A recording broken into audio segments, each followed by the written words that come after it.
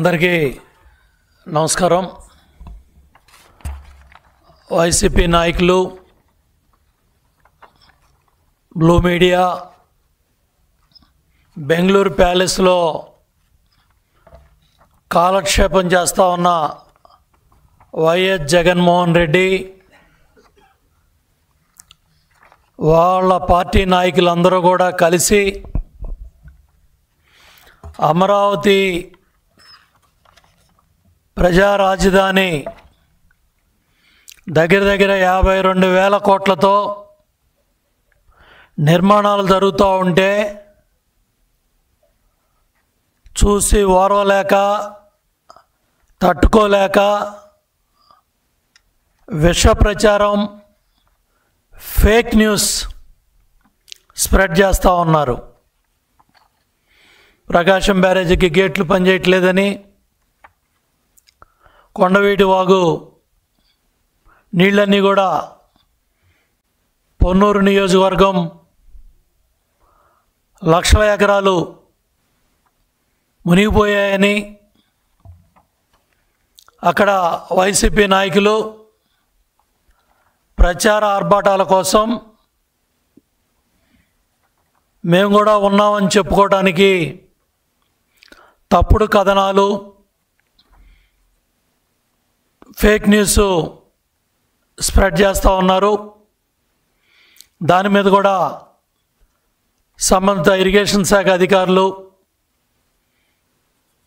రోత పత్రిక, రోత ఛానల్ వాటికి సంబంధించి వచ్చిన కథనాల మీద కంప్లైంట్ ఇవ్వడం కూడా జరిగింది.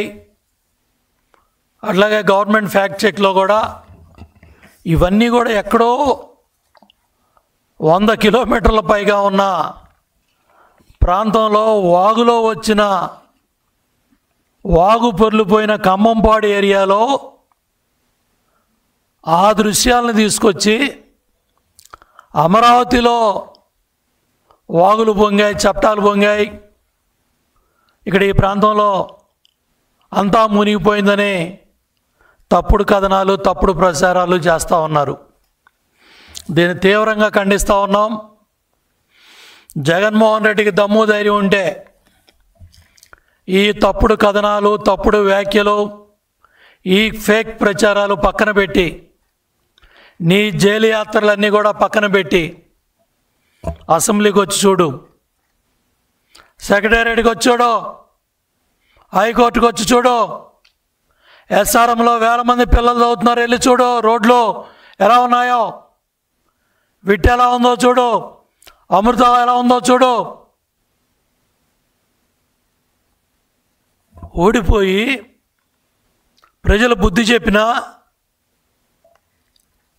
ఒక్క ఛాన్స్ అని అధికారంలోకి వచ్చావు.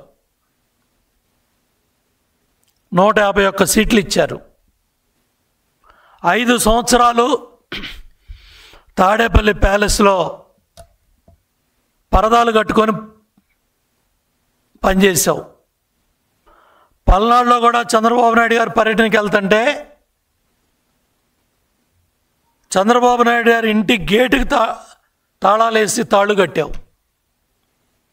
బయటకు వస్తే హెలికాప్టరు, పరదాలు కట్టాలి, చెట్లు కొట్టేయాలి. అమరావతి మీద విష ప్రచారం చేసి 3 రాజధానులని తప్పుడు ప్రచారాలు చేసి న్యాయస్థానాల చుట్టూ తిప్పి శాసనమండలిలో నువ్వు చేసిన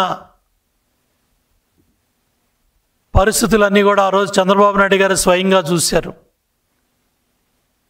అక్కడ షరీఫ్ గారు చైర్మన్గా ఉన్నప్పుడు మీ మంత్రులు, మీ నాయకులు, మీ ఎమ్మెల్యేలు ఆయన మీద ఎన్ని తప్పుడు మాటలు మాట్లాడారు.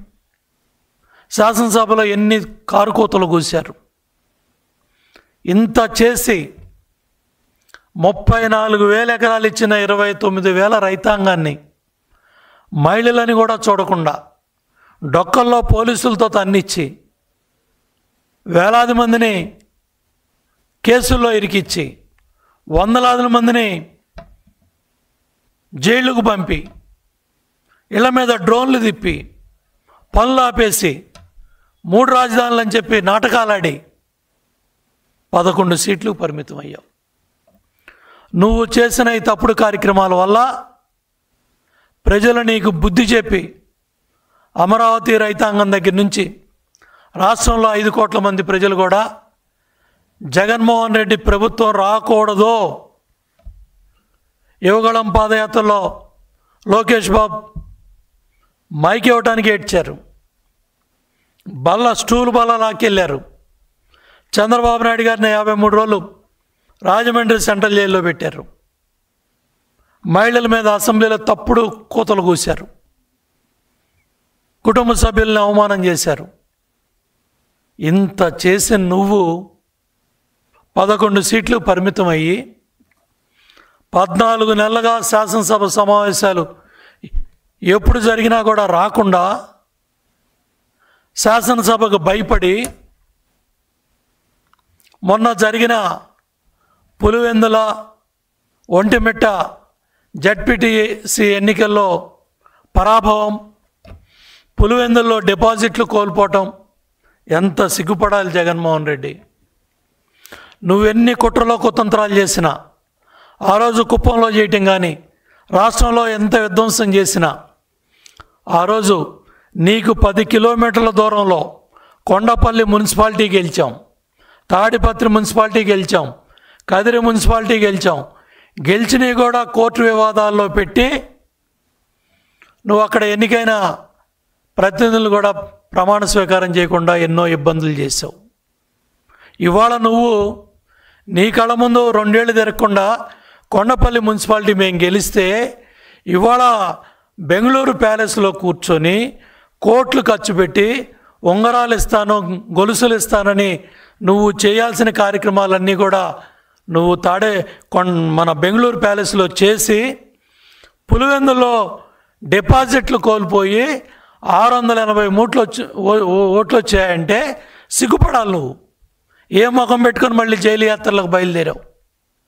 ఏ ముఖం పెట్టుకొని మళ్ళీ ఇవాళ ఆగస్టు 15 స్వతంత్ర దినోత్సవ వేడుకలు కాశ్మీర్ నుంచి కన్యాకుమారి వరకు ప్రతి భారతీయుడు ఎక్కడున్నా కూడా దేశ విదేశాల్లో కావచ్చు, దేశంలో కావచ్చు, ఎక్కడున్నా కూడా స్వతంత్ర సమరయోధుల్ని, అమరవీరుల్ని, వాళ్ళ త్యాగాల వల్లే ఇవాళ మనం పిలుస్తూ ఉన్న స్వేచ్ఛా స్వతంత్రాలు.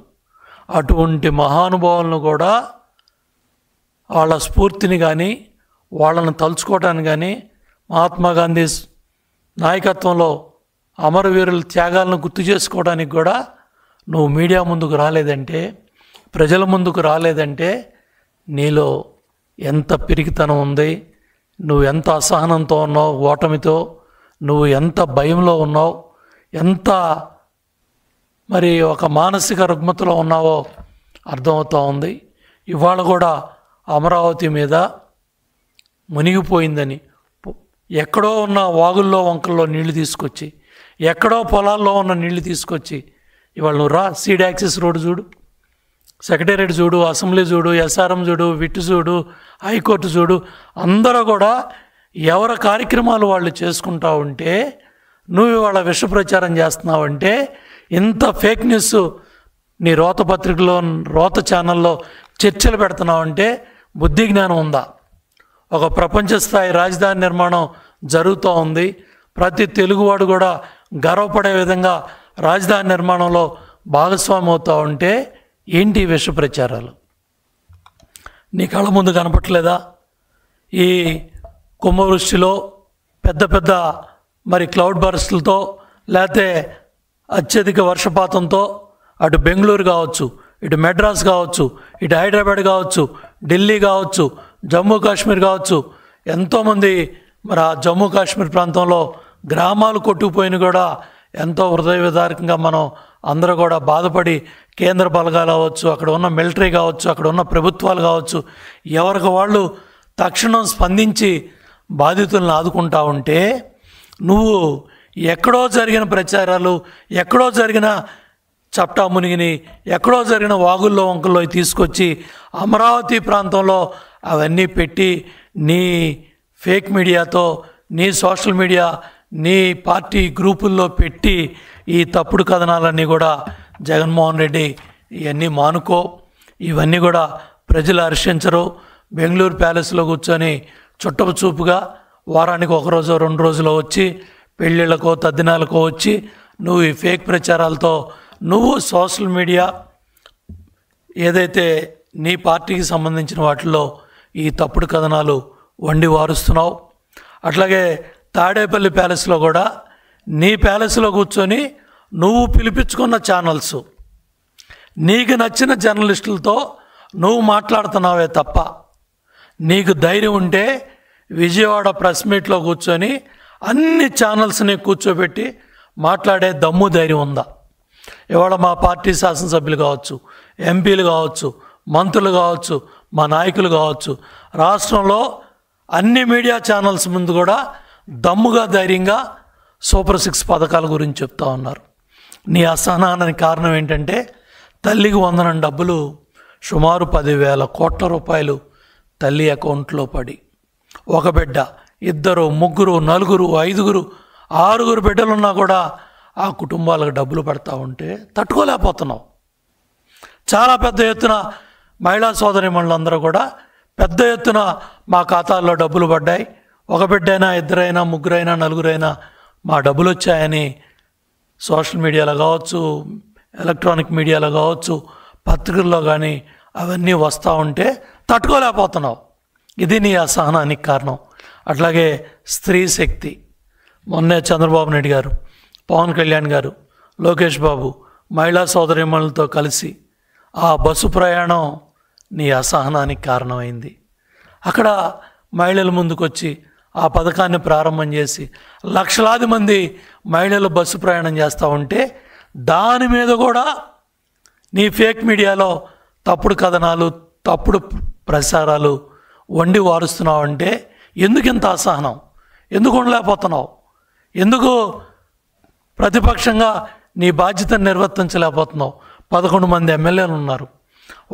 వాళ్ళ శాసనసభ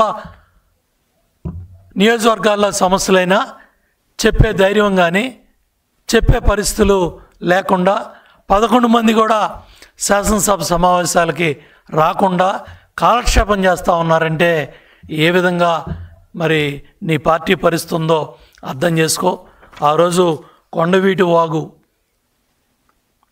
వారాల తరబడి, వేల ఎకరాల్లో, దశాబ్దాల తరబడి ఆ ప్రాంతంలో రైతాంగాన్ని కానీ ప్రజలను కానీ ఇబ్బంది పెడితే కొండవీటి వాగు మీద మరి ఆ వాగు నీళ్ళన్నీ కూడా కృష్ణానదిలోకి వెళ్ళటానికి లిఫ్ట్ ఇరిగేషన్ పెడితే ఆ రోజు కూడా 5 ఏళ్ళు ఆ పంపులు మోటార్లు ఆడించకుండా దాని మీద కూడా విష ప్రచారం చేశావు. ఆ కొండవీటి వాగు వరద నీటిని ఎత్తిపోసే విధంగా చంద్రబాబు నాయుడు గారు ఆ నిర్మాణం చేస్తే కూడా దాన్ని కూడా దండగా, దాన్ని కూడా మరి గత 5 సంవత్సరాలు పంపు మోటార్ ఆన్ చేయడానికి కూడా నీకు చేతులు రాలేదు. ఇవాళ పెద్ద ఎత్తున అక్కడ వేలాది క్యూసిక్ నీళ్లు కృష్ణలో పంపించే కార్యక్రమాలు కానీ అసలు గుంటూరు ఛానల్లోకి నీళ్లే వదలలేదని మరి ఇరిగేషన్ అధికారులు చెప్తా ఉంటే మీ పోటీ చేసిన అభ్యర్థులు కూడా మరి వాళ్ళు కూడా మేము కూడా జనంలో ఉన్నామని చెప్పుకోవడానికి పొన్నూరు శాసనసభ్యుడి మీద కోపంతో అక్కడ ఆ ప్రాంతంలో లక్షల ఎకరాలు మునిగిపోయాయని తప్పుడు కార్యక్రమాలు, తప్పుడు ప్రచారాలు చేస్తూ ఉన్నారు. వీటన్నిటిని కూడా తీవ్రంగా ఖండిస్తున్నాం. నేను ఒకటే జగన్మోహన్ రెడ్డి ఛాలెంజ్ చేస్తూ ఉన్నా, నువ్వు జైలు యాత్రలకు వెళ్ళి ఈ లిక్కర్ కుంభకోణంలో 1000 కోట్లు దోపిడీ చేసిన వాళ్ళని పరామర్శించడం కాదు, అమరావతి ప్రాంతంలో ఏ సీడాక్స్ ఛానల్కి వెళ్దామా, రోడ్డుకి వెళ్దామా, సచివాలయంకి వెళ్దామా, అసెంబ్లీకి వెళ్దామా, సెక్రటరీకి వెళ్దామా, హైకోర్టుకి వెళ్దామా, ఏ ప్రాంతానికి వెళ్దాం, ఛాలెంజ్. మేము కానీ మా నాయకులు కానీ సిద్ధంగానే ఉన్నారు. మా శాసనసభ్యులు కానీ గుర్తుపెట్టుకో, ఇవాళ సిఆర్డీఏ పరిధిలో ఎక్కడ ఏ కష్టం వచ్చినా సరే రైతులకి మరి వాళ్ళకి పెన్షన్లు ఇచ్చే విషయంలో కావచ్చు, వాళ్ళ కౌలు డబ్బుల విషయంలో కావచ్చు, వాళ్ళ రిటర్న్ ఫ్లాటబుల్ విషయంలో కావచ్చు, ఎక్కడ ఏ ఇబ్బంది ఉన్నా కూడా ఇమ్మీడియట్గా సంబంధిత అధికారులు స్పందించి సమస్యలను పరిష్కారం చేసి అక్కడ జరుగుతున్న పనులన్నీ కూడా వేగవంతం చేసి పనులు ముందుకు తీసుకెళ్తూ ఉంటే సూపర్ 6 పథకాలు ఏదైతే అటు 3 గ్యాస్ సిలిండర్లు ఇచ్చే విషయంలో కావచ్చు, మరి అదేవిధంగా స్త్రీ శక్తి కావచ్చు, అట్లాగే అన్నదాత సుఖీభావాలో మొన్న 7,000 రూపాయలు డబ్బులు పడ్డాయి.